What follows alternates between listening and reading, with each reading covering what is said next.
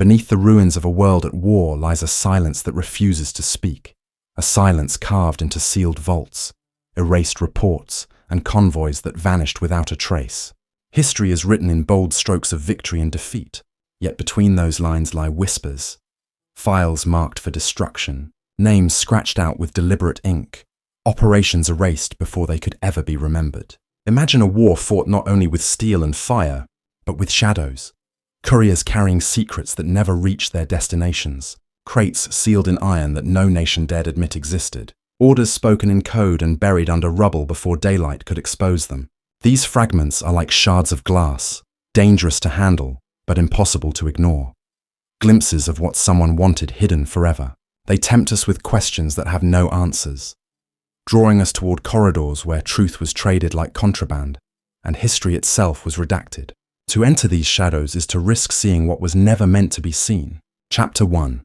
The Disappearance of Operation Eclipse.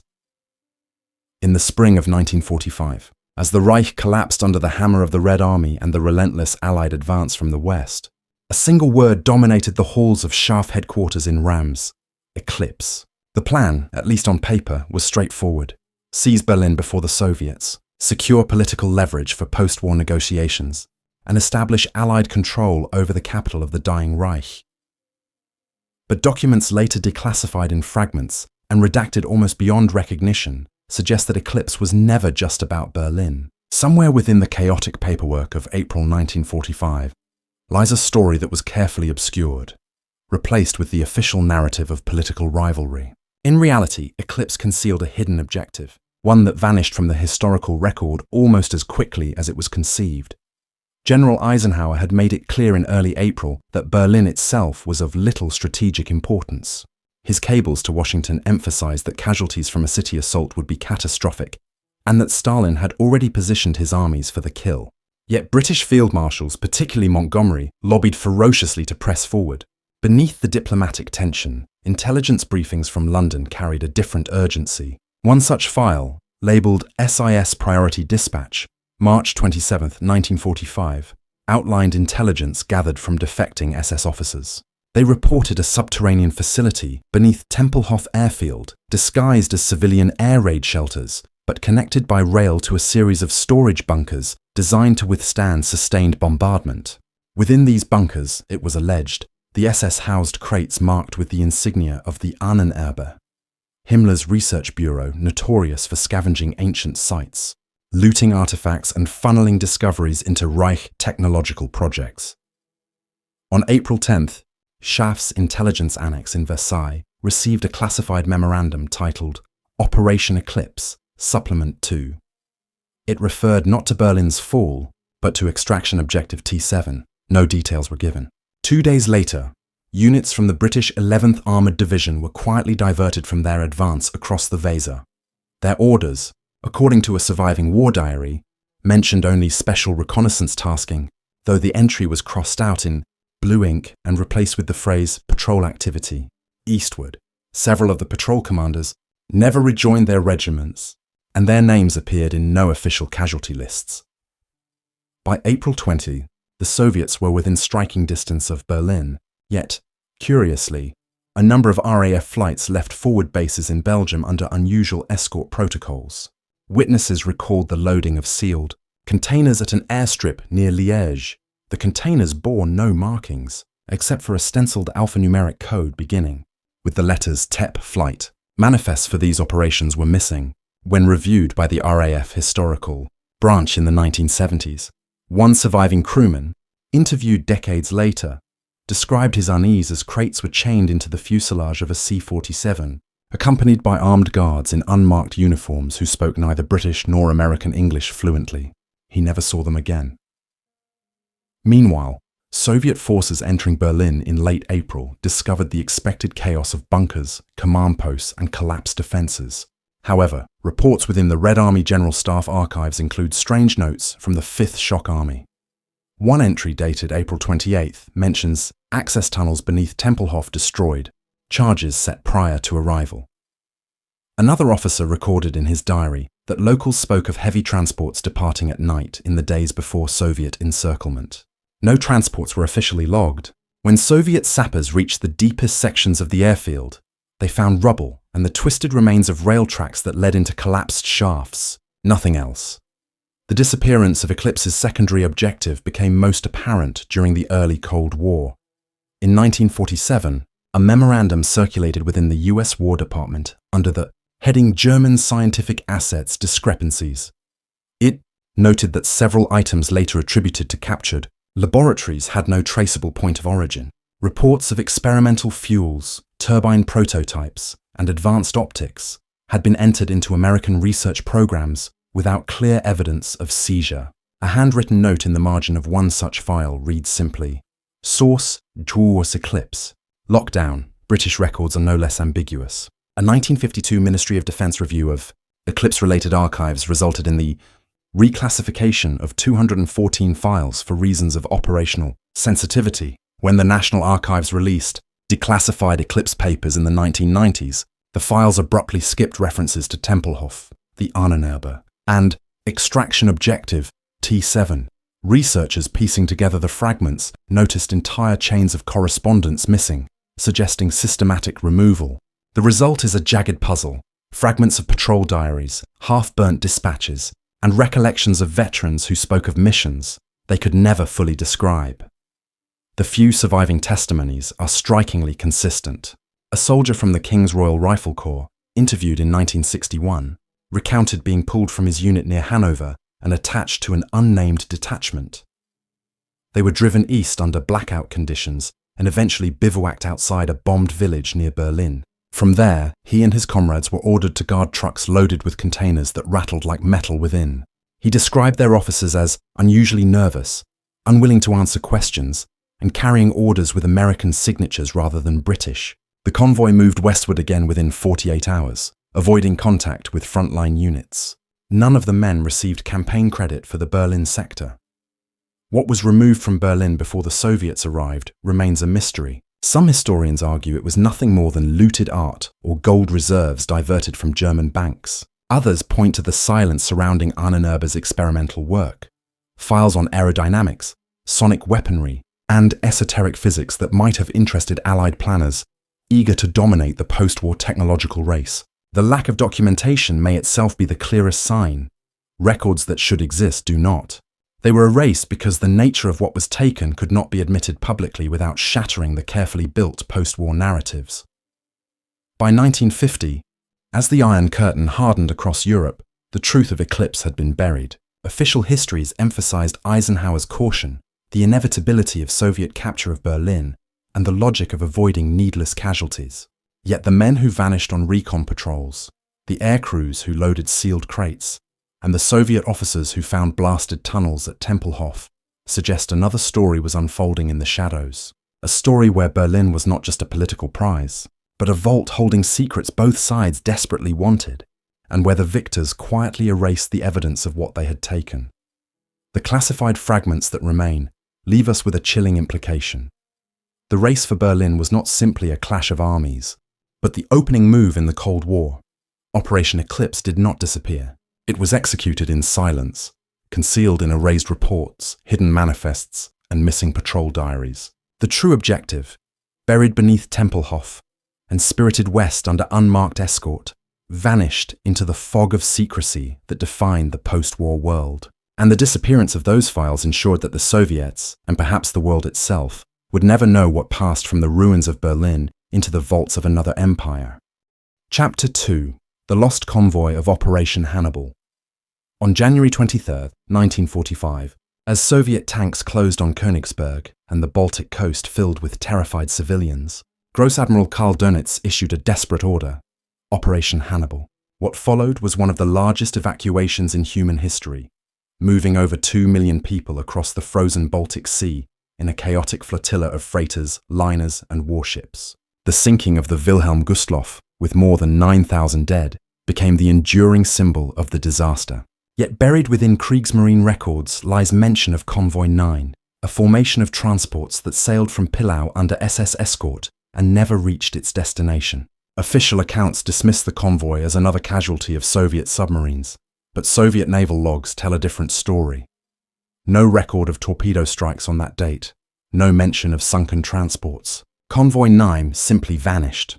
The convoy's formation was unusual from the start. On the night of February 6th, eyewitnesses in Pillau described blacked-out trucks arriving at the harbour, unloading cargo guarded by SS men in field-grey greatcoats. Longshoremen recalled crates reinforced with iron bands, each marked with red stencils bearing only numbers. Unlike the panicked civilians boarding liners, the convoy's ships were sparsely manned. The Karlsruhe, a small transport usually relegated to troop transfers, was loaded heavily before midnight, its hold sealed and guarded. Alongside it were at least 3 freighters of similar tonnage, accompanied by a single minesweeper. The convoy slipped out of port in darkness, avoiding the main evacuation traffic. Documents discovered in the Bundesarchiv decades later contain only passing references to Convoy 9. A partially burned logbook from the Kriegsmarine operations staff, dated February 7, notes, Special Transport 9 departed Pillau, escort assigned per SS directive. No further entries follow. By February 10th, a bland notation records the convoy assumed lost to enemy action. Yet no casualty lists were ever compiled, no next of kin informed. It was as if the convoy had been struck from existence as soon as it left harbour. Soviet sources complicate the story further.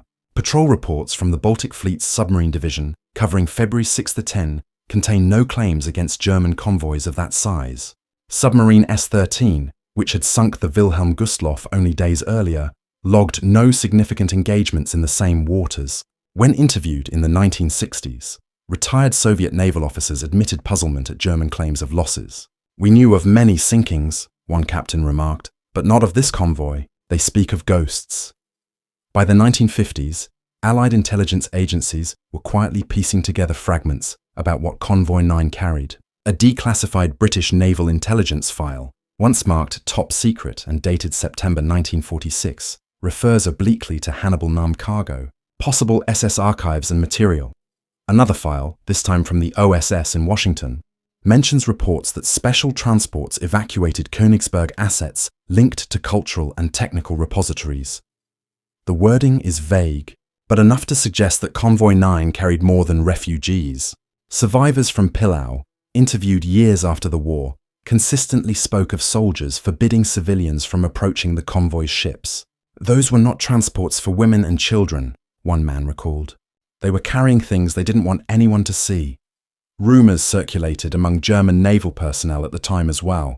The most persistent claimed that the convoy carried crates of documents removed from Königsberg Castle, including files from the RSHA, Himmler's Reich Main Security Office.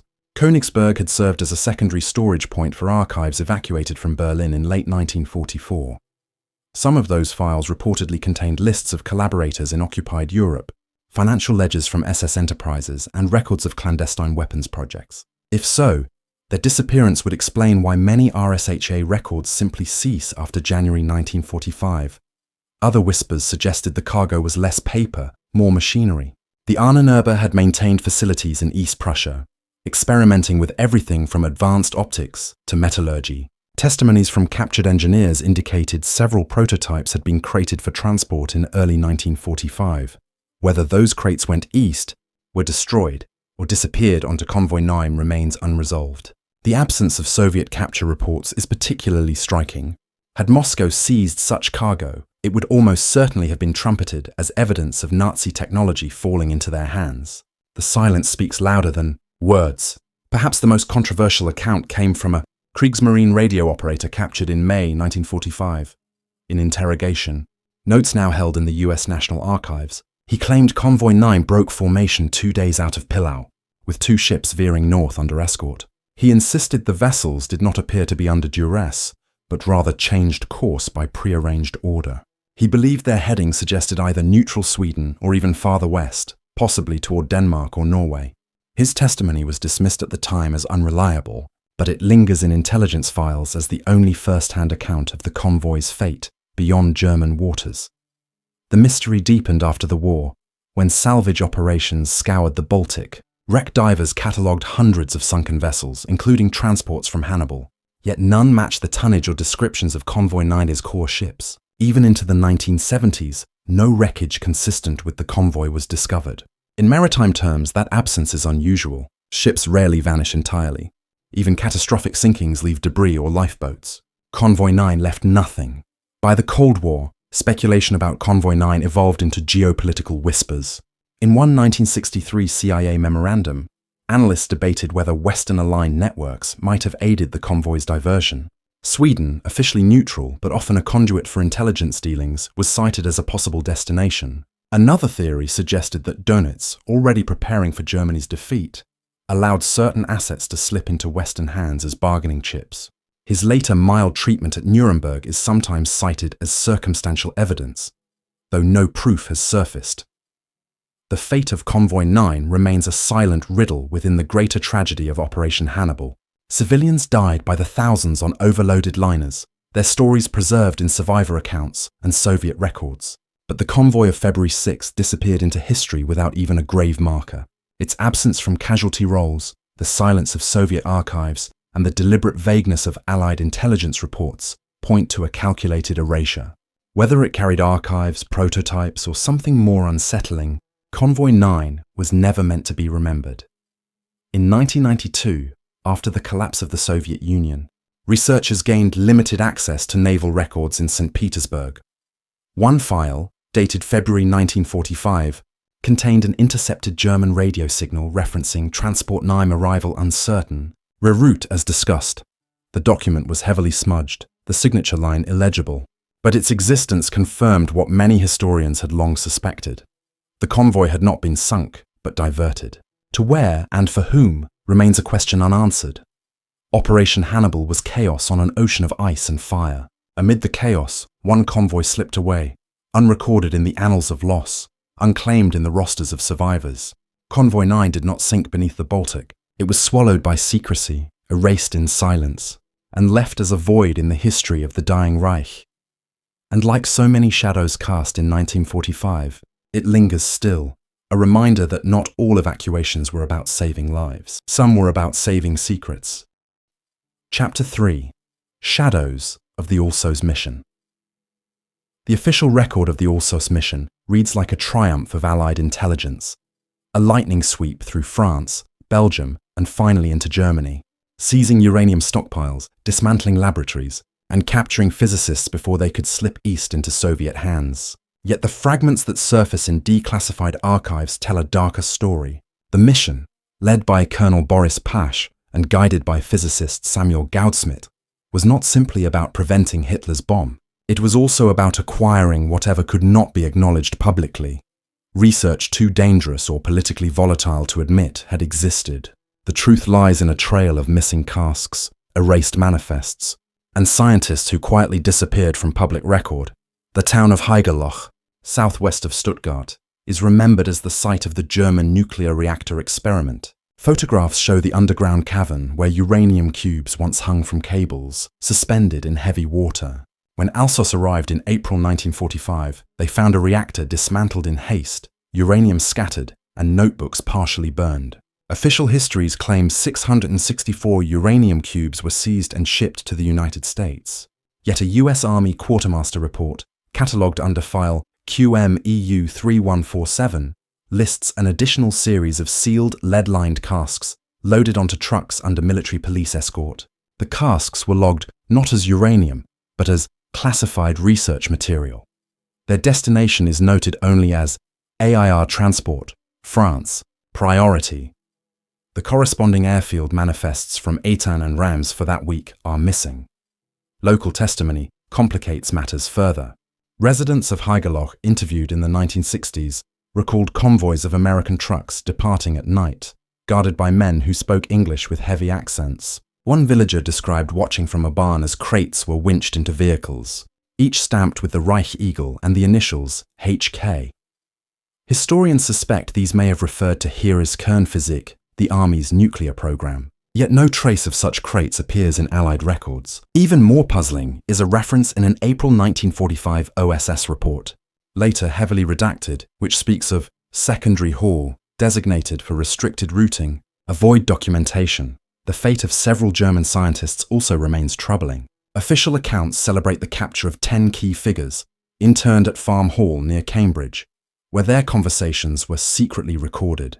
But a 1947 memorandum in the CIA's early files mentions extraction of additional personnel from Haigerloch sector, details classified.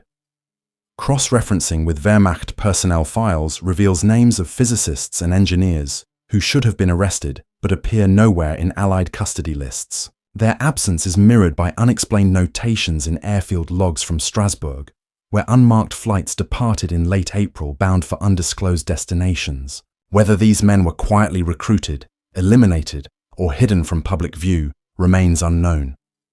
The Soviets, too, were puzzled. When Red Army units reached Haigerloch weeks after Alsos, they found the laboratory gutted beyond recognition. Even structural beams had been ripped out. In later reports, Soviet officers complained bitterly that the Americans had left nothing, not even fragments of equipment. Yet the ferocity of their complaints hints at more than simple uranium cubes. One NKVD memorandum, unearthed in the 1990s, refers to American seizure of classified files relating to neutron impulse designs. These were not part of known German nuclear work, at least not as the world understands it today. The Soviets accused the US of concealing a deeper German program, one that never entered mainstream historiography. The American side responded with silence. Goudsmit, interviewed after the war, insisted Germany had been years away from a bomb, crippled by miscalculations and lack of resources. His statements became gospel in Western accounts, but his private correspondence tells another story. In a letter to General Groves dated July 1945, Goudsmit wrote cryptically of concepts which, though crude, bear investigation. The letter is preserved, but the attached diagrams are missing, noted as withdrawn for national security in the 1950s.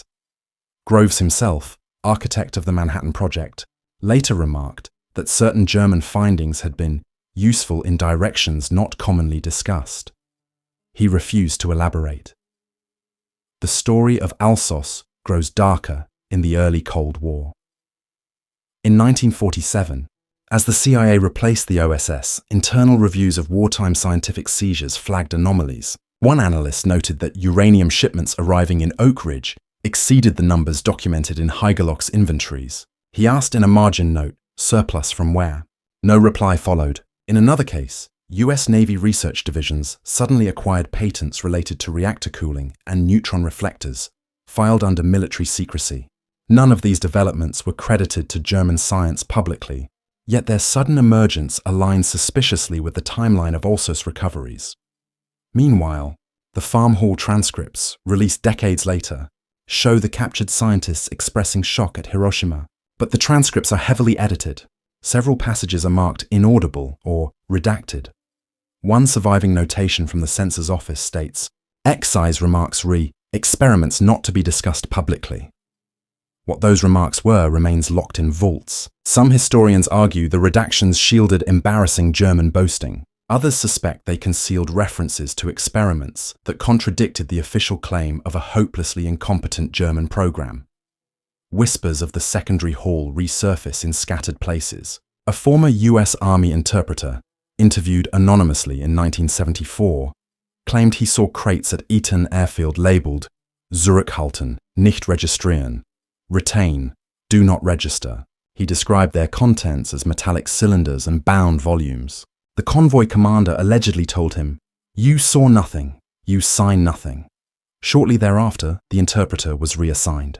His account was dismissed as unverifiable, yet it fits the pattern of erased paperwork and missing manifests that haunt Alsos's history. By the time the Cold War matured, the legacy of Alsos had been rewritten. School books declared that Germany never came close to a bomb, that their efforts were flawed from the start, and that Alsos's success lay in proving the Allies had nothing to fear. But those who sift through the archives see the holes: missing logs, silent convoys, erased names. In their place lies a chilling suggestion. Alsos was not just about assessing Germany's weakness, but about capturing strengths that could never be admitted. Strengths quietly absorbed into American programs, hidden beneath layers of denial. The shadows of the Alsos mission linger in the contradictions. Officially, 664 uranium cubes exist, yet researchers can account for fewer than half today. Officially, 10 scientists were interned at Farm Hall, yet German personnel rosters suggest more were taken, their names erased. Officially, Alsos dismantled a failed program, Yet US research in the late 1940s leapt forward in ways unexplained by Manhattan Project legacies alone. Each fragment points to a story that was deliberately buried. A story of seizures beyond uranium, of knowledge too destabilizing to acknowledge, and of men spirited away in silence. In the end, Alsos achieved more than preventing a German bomb. It became the first act of the Cold War's shadow science, where discoveries were not destroyed but hidden, parceled into secret vaults, and fed into projects shielded from history. What disappeared on those night convoys from Haigerloch, what filled the lead-lined casks flown from French airfields, may never surface. The official history will remain. Alsos proved Germany had failed, but the fragments hint at a more unsettling truth, that Germany had succeeded just enough, and that what was seized had to vanish, not for the Allies' safety, but for their future supremacy. Chapter 4. The Silent Front of Operation Paperclip. In the summer of 1945, as Germany lay in ruins, the United States launched one of the most controversial programs of the post-war era, Operation Paperclip.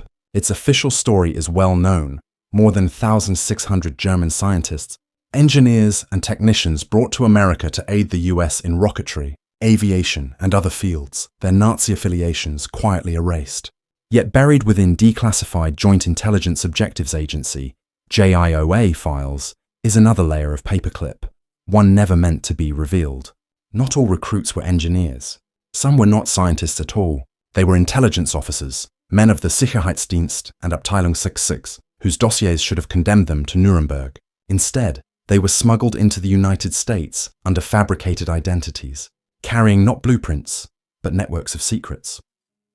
The earliest indication of this hidden front appears in a War Department memorandum dated October 17, 1945, marked secret and addressed to Brigadier General John Magruder.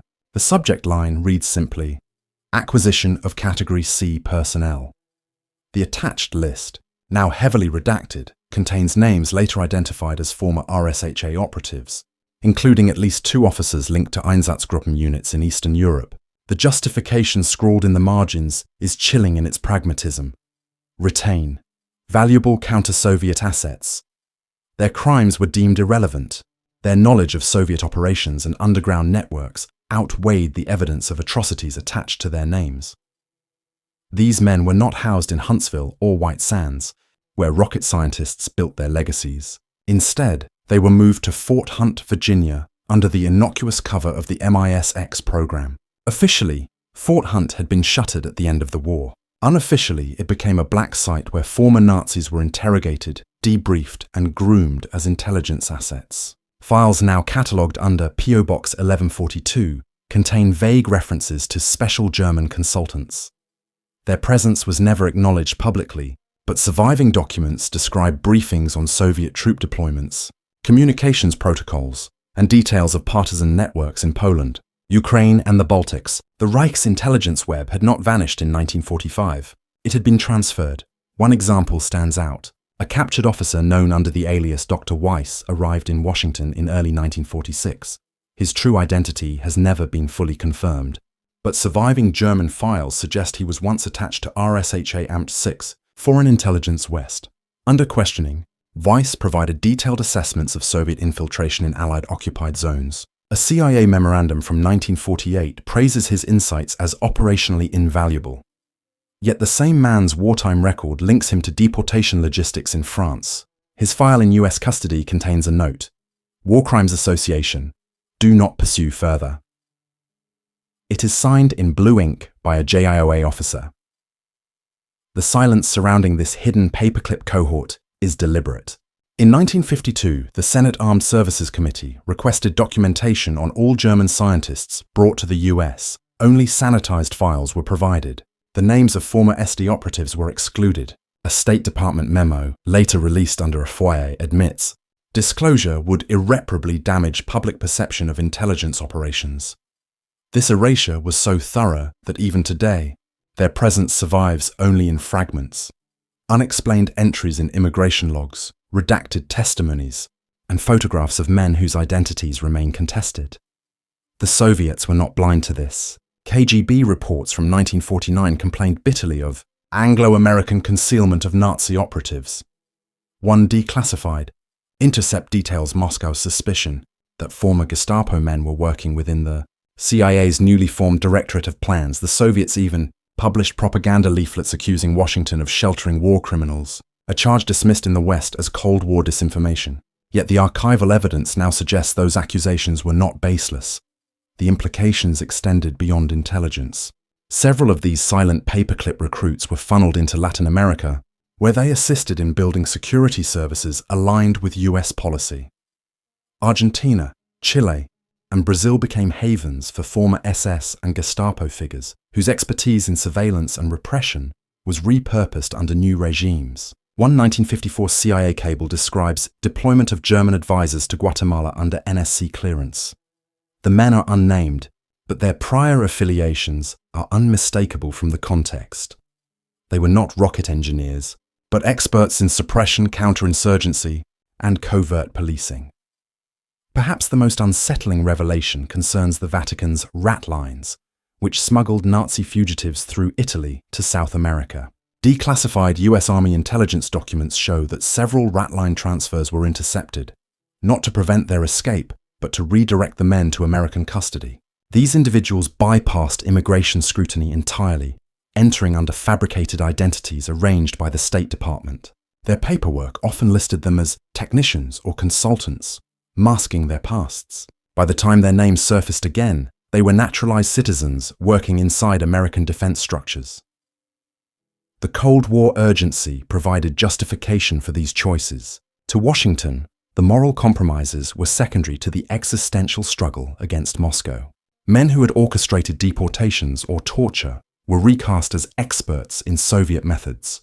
Their war crimes were buried under layers of secrecy, their victims forgotten. A classified 1951 memorandum from the CIA's Office of Policy Coordination put it starkly: past affiliations do not outweigh present utility. The phrase became an unspoken mantra of the hidden paperclip.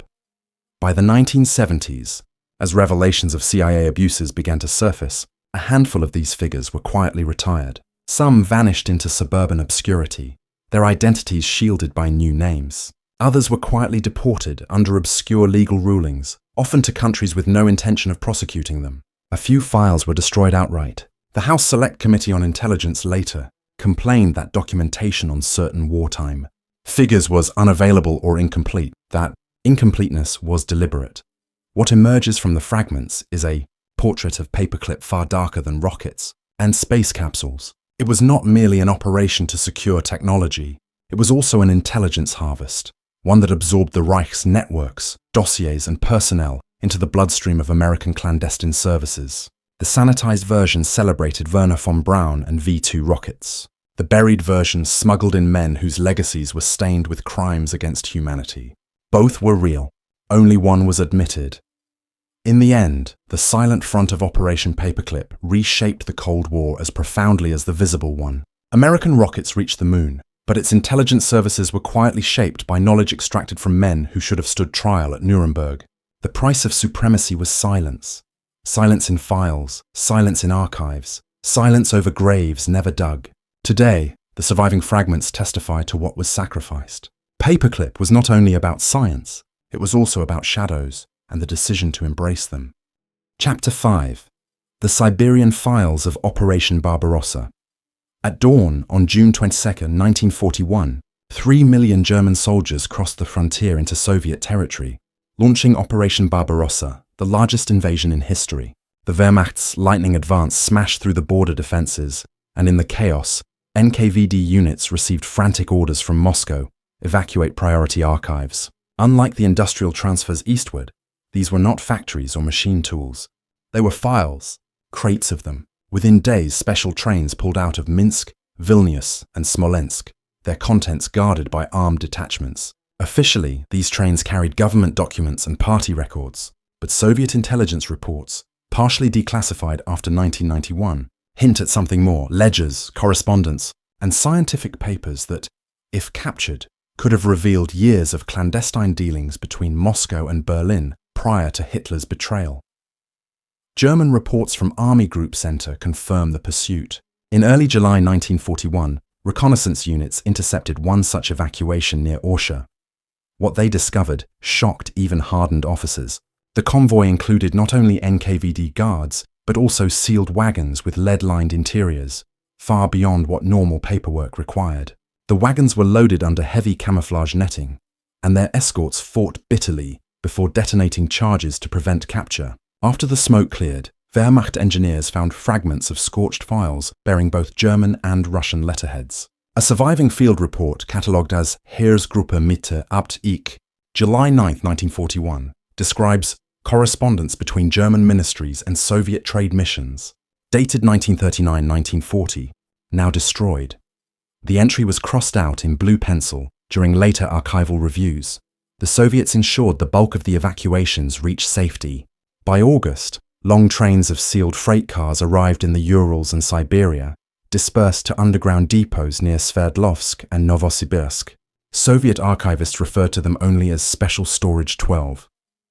Post-war accounts suggest the files included minutes of joint military planning committees, lists of shipments sent under the Molotov-Ribbentrop Pact, and correspondence concerning the division of Poland. But more ominously, scattered notes indicate a trove of technical documents. German prototypes studied by Soviet scientists in the months before the invasion, among them materials on synthetic fuels, advanced optics, and aircraft engines supplied under cover of trade agreements. To reveal them after 1941 would have undermined the narrative of total betrayal, so the Siberian files disappeared. What makes their story darker is how thoroughly the Germans tried to recover them. In late 1942, during Case Blue, Abwehr agents reported priority objectives east of the Volga. Several were believed to be archival depots camouflaged as civilian storage. One operation, codenamed Feuerzug, involved paratroopers tasked with striking a suspected NKVD archive near Perm. Records indicate the mission never launched, cancelled under logistical impossibility. Yet Luftwaffe reconnaissance photographs annotated with the target area survive, showing rail sidings leading into forested bunkers. After the war, these photographs were quietly transferred to US custody under Operation Lusty, their purpose never explained. The silence in Soviet historiography is deafening. Official wartime histories made no mention of the archival trains. Post-war Soviet publications presented Barbarossa as a total surprise. The Molotov-Ribbentrop Pact described only as a temporary diplomatic maneuver. But private diaries tell another story. In 1946, a Soviet archivist named Ivan Smirnov recorded in his journal, later, smuggled to the West, that he had overseen the relocation of documents sealed by Order 1784, described them as evidence of correspondence, secret deliveries, and instructions from German liaisons. His notes end abruptly in 1947. Smirnov vanished soon after. His disappearance noted only in a single personnel file. Transferred, no further details.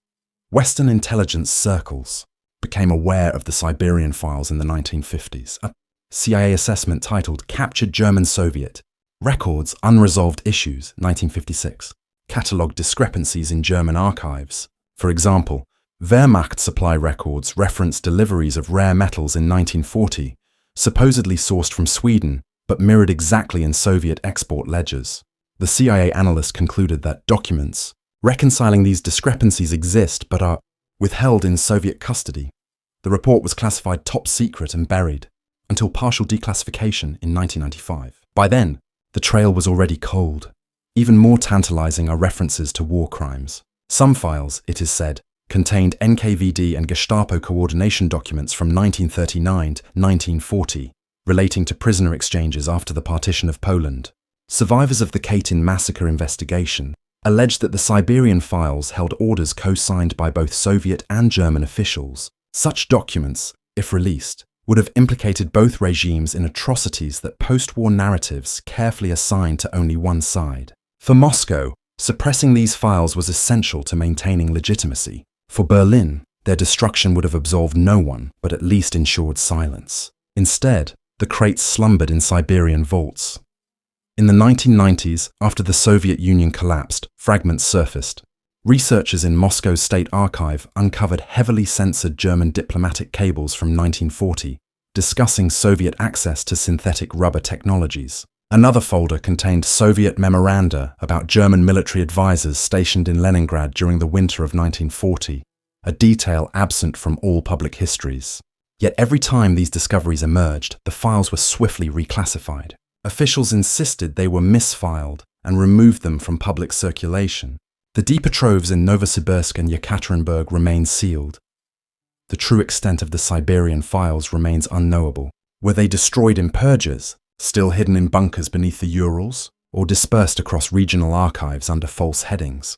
Each theory has its adherents, yet the consistency of scattered testimonies, combined with the gaping holes in both German and Soviet records, leaves little doubt they once existed. Their absence distorts our understanding of the war's origins, freezing history into a convenient narrative where alliances and betrayals appear simple. The reality, hinted at in those erased ledgers, was far murkier, a partnership of necessity between two regimes that both sought to bury their complicity when it became untenable. In the end, the Siberian files are less a mystery of location than a reminder of deliberate silence. The war was not only fought with tanks and aircraft, but also with documents destroyed, hidden, or rewritten. What vanished into the depths of Siberia in 1941 was not just paper, it was truth. And in the long shadows of the Cold War, that truth was as dangerous as any weapon. A relic both victors needed to keep buried, ensuring the world would never see the full price of their alliance, or the crimes erased in its aftermath. When the smoke of battle cleared, the official record was neatly written, victories catalogued and losses explained. But what lingers in the silence between the lines are the missing convoys, the vanished patrols, the sealed crates spirited away to unknown vaults. These are not tales of triumph, but of absences, truths deliberately buried, threads cut before they could unravel the tapestry of accepted history. To follow them is to step into a labyrinth where every answer multiplies the questions, where erased names and missing files are not voids, but signposts pointing deeper into the dark. And in that darkness lies a haunting realization. Wars do not end when treaties are signed. They echo in the hidden corners, where secrets outlive the men who carried them. What remains unspoken is often more dangerous than what was ever confessed.